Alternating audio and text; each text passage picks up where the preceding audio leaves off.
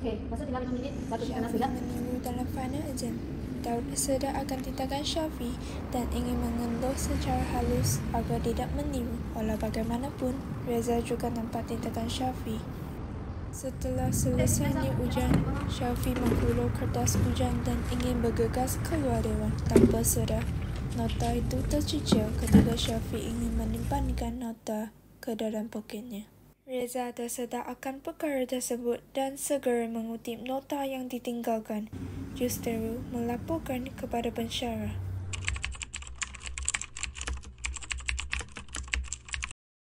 Sofi, Daud, sila duduk.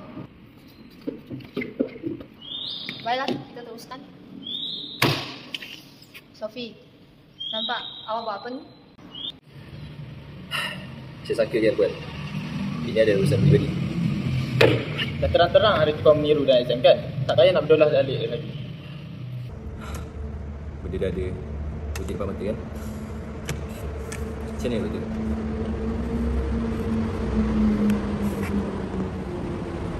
Kalau tak cukup saya tambah. Macam mana? Wah, relaxnya awak. Awak tahu tak awak dalam masalah besar? Awak bukan saja meniru ni. Awak pun juga nak rasa saya. Betul. Ini bukan rasuah betul. Ini dah realiti betul. Bukan ke benda ni dia jadi trend. Adalah dengan cerita kan. Ramai di kalangan lecturer ambil duit kopi daripada semata-mata nak lulus kapal jam. Betul tak? Sofi, ini bukan main-main tau. Ini akan menjejaskan masa depan awak. Tahu tak? Tapi kau doktor, bukankah doktor ada naikkan markah berjalin? Bukan setakat markah, lanjutkan tarikh submission assignment. Dan juga, ini perlu obvious lah, spoilkan soalan peperiksaan kat setengah student. Jadi apa beza kalau saya bagi benda ni kan? Syaufi, itu benda lain lah. Janganlah kau samakan budi bicara lecturer kepada pelajar dengan benda kau ni. Bro, sebenarnya benda ni sama je. Yang beza je macam kita pandang benda lain. Satu kita sebut budi bicara, yang satu kita sebut sebagai rasuah. Basically benda sama je, dua melanggar peraturan. Tak ada integriti pun. So what? Kau spin lah macam mana kau nak spin pun. Macam mana kau nak tegakkan benang yang basah tu. Kau tetap salah. Bro, inilah realiti kita bro. Yang kaya, senang-senang je lulus bayar lecturer. Macam orang macam kita ni, kena compete. So, what's the point? Dan awak rasa duit dengan harta benda lebih penting daripada moral ke? Begitu ni ke, Syafi? Tak lah, saya pun tak tahu nak fikir macam ni. Tapi, betapa ramainya orang yang langgar undang-undang kena report, masuk mahkamah lepas beberapa bulan. Sok, senyap, like nothing happened. So, what? Betul Rizal? Habis tu takkanlah kau nak jadi macam diorang. Bro, benda ni salah tau tak? Adakah saya nak lepaskan benda ni? Tapi kan, kalau saya nak lepaskan, mana prinsip saya?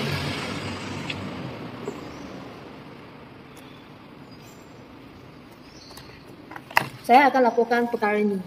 Tapi saya bukan untuk nak hancurkan awak. Tapi kalau saya berdiam saja, tak ada untuk student lain tahu.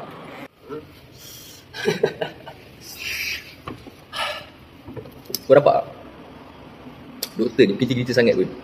Cuma buat tindakan ni dan sedar hati je. Nak tunjuk baik lepas tu dia. Tapi hakikatnya doktor tak integriti pun. Kena betul lah doktor integriti kan. Dan report dah lecturer lain yang bukan rasuah. Yang luluskan senang-senang lulus ke pelajaran. Dah lah tu. Ni saya tinggal kat sini. Saya gerak tu. Ya apa-apa. Tu je. Okay. Doktor percaya ke apa si Syaufi tu cakap tadi? Saya rasa dia sudah percaya. Dan ini yang paling menakutkan. Saya kena setuju. Inilah realiti segala masalah. Tapi kalau saya bertindak keras, dia juga akan berpegang kepada ideologi dia. Baiklah. Setakat masa ni saya takkan buat apa. Daud, awak sekarang balik dia kan? Dia pergi pijak lah dia. Okey doktor. Thank you. Bro, kau tahulah kau nak semua benda perfect. Tapi benda tu salah, tetap salah bro. Doktor kau nak suruh aku buat apa? Sedih? Nangis? Bro, benda dia jadi kan? Nak buat apa? Aduh. Tapi kan, kalau ikutkanlah quiz tu 5% je pun kau nak semua perfect.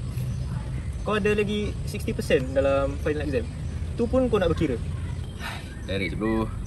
Yelah Syaufi, aku tahu benda rasuah ni dah jadi makanan sehari-hari kau.